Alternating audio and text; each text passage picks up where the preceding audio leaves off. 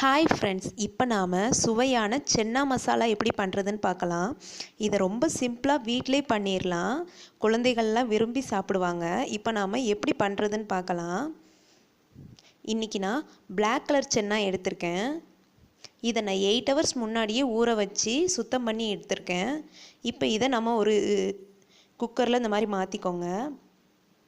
தேவையான அளவு தண்ணி விட்டுட்டு இதை 4லேருந்து 5 விசில் வரைக்கும் நல்லா வேக விடுங்க. இப்போ பாருங்கள், நான் வேக வச்சு எடுத்திருக்கேன். இப்போ சென்னா தயாராகிருச்சு. இப்போ நம்ம ஃபஸ்ட்டு இது பண்ணுறதுக்கு ஒரு பேஸ்ட் தயார் பண்ணிக்கிடுவோம். ஒரு பாத்திரத்தில் 1 டேபிள் ஸ்பூன் அளவு ஆயில் விட்டுக்கோங்க. எண்ணெய் சூடான உடனே அதில் ஒரு பெரிய வெங்காயத்தை கட் பண்ணி வச்சுருக்கேன், அதையும் சேர்த்துக்கோங்க.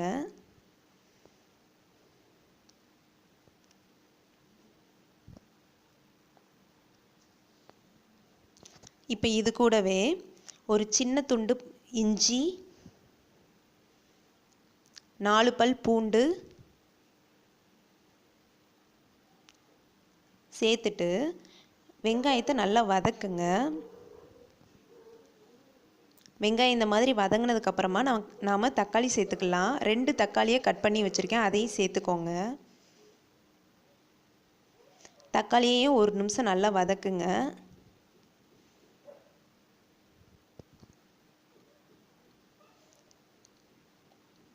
இப்போ பாருங்கள், தக்காளி நல்லா வதங்கிருச்சு. இப்போ நம்ம ஸ்டவ்வை ஆஃப் பண்ணிடலாம். ஆஃப் பண்ணிட்டு இதை நல்லா ஆற விடுங்க. ஆறுனதுக்கப்புறமா பேஸ்ட்டை அரைச்சி எடுத்துக்குவோம். இப்போ பாருங்கள், நல்லா ஆறிடுச்சு. இதை ஒரு மிக்ஸி ஸ்டாரில் மாற்றிக்கோங்க. இப்போ இதை அரைச்சிடலாம்.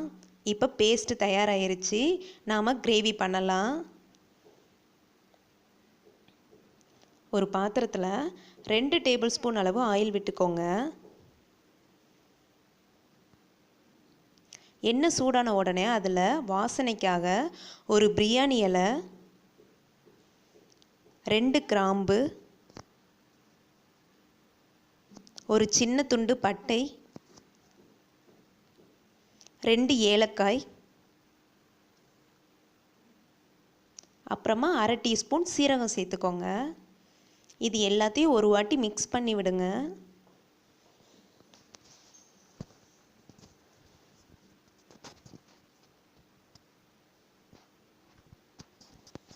இப்போ இது கூடவே நாம் அரைச்சி வச்சுருக்கிற பேஸ்ட்டை சேர்த்துக்கலாம். சேர்த்துட்டு இதை 1 நிமிஷம் நல்லா கொதிக்க விடுங்க.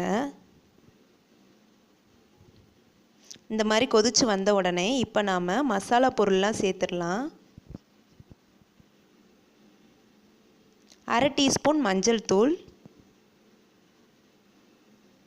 1 டீஸ்பூன் சீரகத்தூள்,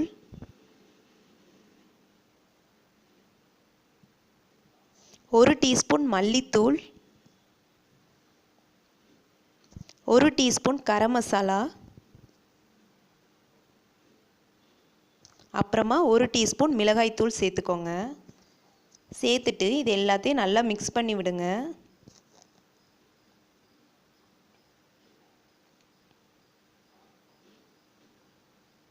இந்த மாதிரி மிக்ஸ் பண்ணிவிட்டு இதை 1 நிமிஷம் நல்லா கொதிக்க விடுங்க. இந்த மாதிரி நல்லா கொதித்து வரணும். இப்போ இது கூடவே நாம் வேக வச்சு வச்சுருக்கிற சென்னாவை சேர்த்துக்கோங்க.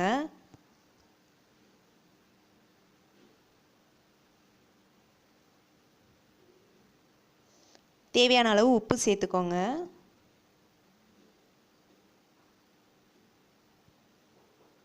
அப்புறமா இதில் 1/2 டீஸ்பூன் அளவு எலுமிச்சைப்பழ சாறு சேர்த்துக்கோங்க.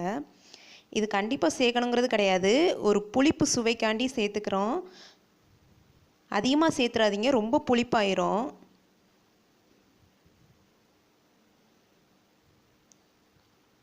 இப்போ எல்லாத்தையும் மிக்ஸ் பண்ணிவிட்டு நல்லா மூடி 4லேருந்து 5 நிமிஷம் நல்லா குழம்ப கொதிக்க விடுங்க.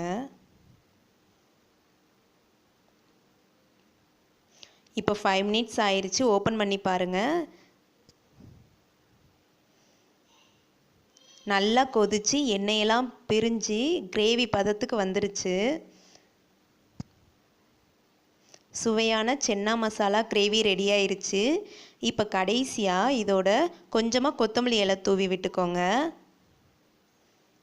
நல்லா மிக்ஸ் பண்ணி விடுங்க. இதை நீங்கள் வீட்டிலேயே செஞ்சு குழந்தைகளுக்கு கொடுங்க, விரும்பி சாப்பிடுவாங்க. நல்லா டேஸ்ட்டாக இருக்கும். உங்களுக்கு இந்த டிஷ் பிடிச்சிருந்துச்சுன்னா எங்கள் சேனலுக்கு சப்ஸ்கிரைப் பண்ணுங்கள். Thank you friends.